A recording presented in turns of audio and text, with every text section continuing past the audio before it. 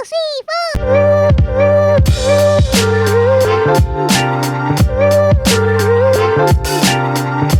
अस्सलामुअलैकुम, कैसे हैं आप सब। उम्मीद करते हैं और दुआ गो हैं कि अल्लाह ताला आप सबको अपने प्यारों के साथ अपने अपने घरों में शाद आबाद और हिफ्ज़-ओ-अमान में रखे, आमीन। आज का व्लॉग शुरू हो रहा है कुकिंग से। मैं बना रही थी कैबेज राइस, जो कि मेरी अपनी इजाद करदा रेसिपी है। उसके लिए मैंने एक बड़ा प्याज लिया है और ऑयल में मैं कर रही हूँ फ्राई। यहाँ पर 1 खाने का चमचा लिया है राई दाना, 1 खाने का चमचा सफेद जीरा और साथ ही 8 से 12 अदद साबुत काली मिर्चें, और इनको यहाँ डाल के मैंने फ्राई कर लिया है। 3 मिनट फ्राई करने के बाद यहाँ मैंने 2 खाने के चमचे लहसुन अदरक लिया है और अच्छी तरह से मैं इसको भून लूंगी। जब तक कि मसाला भुन रहा है, मैंने यहाँ 2 बड़े टमाटर काट के रख लिए हैं और अब मैं ये डाल दूंगी और मसाले को अच्छी तरह से रिवायती अंदाज में भून लूंगी। भुनते हुए पानी डाल डाल के भुना है ताकि अच्छे से मसाला भुन जाए। इसके साथ ही मैंने हस्बे जायका नमक डाला है और 1 खाने का चमचा कुटी हुई लाल मिर्चें, 1 चाय का चमचा हल्दी डाल के और मजीद भुन लूंगी। ये भुनाई का स्टेज इसका बहुत अहम होता है। और अब मैं डाल रही हूँ हरी मिर्चें और इसे और अच्छी से मैं भून लूंगी। पानी डालूंगी और दोबारा से भूनूंगी। इस तरह से जायका निकल कर आ जाता है।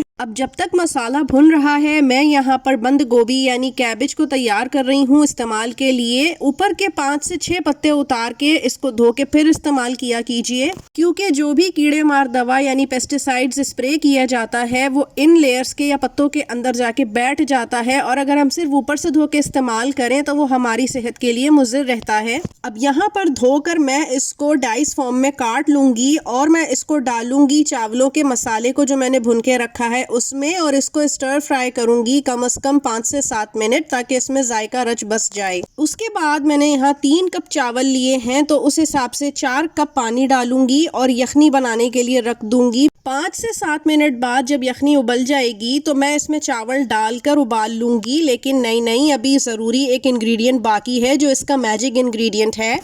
अब मैं डालूंगी 1/4 कप सोया सॉस, और यही वो इंग्रेडिएंट है जो जान डालता है इस रेसिपी में।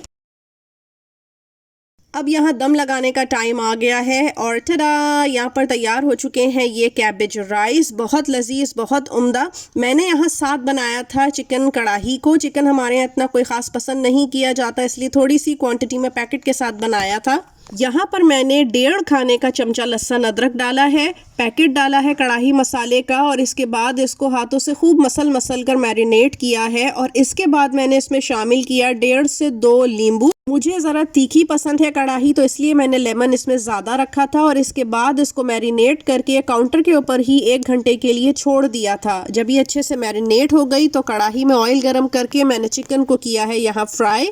हर एक साइड को 4-4 मिनट फ्राई करने के बाद जब ये अच्छे से कलर पकड़ चुकी थी तो मैंने यहाँ हरी मिर्चें डाली हैं और 2 टमाटर बड़े साइज के डालकर इसको भुना है। और भुनने के बाद पानी डाल के गलने के लिए चिकन को दम पर रख दिया था। और यूं कुछ ही देर में ये चिकन कढ़ाई जबरदस्त सी तैयार हो गई थी। और मुझे नमक कम लगा तो मैंने नमक और डाला है इसके अंदर, और आखिर में अदरक को जूलियन कट करके वो इसके ऊपर डाल दिया था और चूल्हा बंद कर दिया था। इसको हमने खाया था सहरी में, और कैबेज राइस हमने खाए थे कढ़ाई के साथ इफ्तार के वक्त। अब आज मैं आपसे इबादत टाइम पहले शेयर कर रही हूँ, क्योंकि ये हमारे बावर्ची खाने से ही रिलेटेड है और ख़ास रमज़ान के लिए एक तोहफ़ा वजीफ़ा है। रमज़ान भर आप चाहे सहरी बनाएं, इफ्तारी बनाएं, या फिर आप किचन में कोई भी दूसरा काम खाना पकाने से मुतालिक कर रही हो, तो इसको चलते फिरते पढ़ती रहिए। ये इतना मुजरब वजीफ़ा है कि इसके असरात आप पूरे साल इंशाल्लाह देखेंगी। और ख़ास बात यह है कि ये छोटा सा वजीफ़ा है और इसकी कोई आदात मुकर्रर नहीं है। चलते फिरते बेशुमार दफ़ा आप इसको पढ़िए। मैं भी किचन में तस्बीह रखती हूँ और जब मौका मिलता है तस्बीह हाथ में लेके पढ़ती हूँ, नहीं तो चलते फिरते पढ़ती हूँ। सबसे पहले तो बावर्ची खाने में दाखिल होते हुए बिस्मिल्लाह पढ़ें, और इसके बाद जब आप खाना चूल्हे पे चढ़ाने लगें तो बिस्मिल्लाह पढ़ें। इसके बाद ये कलमात पढ़ती रहें, या रज़्ज़ाक़ो, अल्लाहुस समद, या अल्लाहो। ये बेशुमार दफ़ा, अनगिनत दफ़ा पढ़िए और पढ़ती रहिए जब तक कि आप बावर्ची खाने में हैं। इंशाअल्लाह अल्लाह ताला अपने नामों की बरकत से ज़रूर आपके रिज़्क़ में फरावानी अता फरमाएंगे। और बेफिक्र रहिए, अगर रमज़ान के कुछ दिन निकल भी गए हैं तो अब जो दिन मिले हैं उसमें खूब बेशुमार दफ़ा ये वजीफ़ा कीजिए। दिल में भी नीयत रखिए तो इंशाअल्लाह अल्लाह की तरफ से मदद ज़रूर आएगी।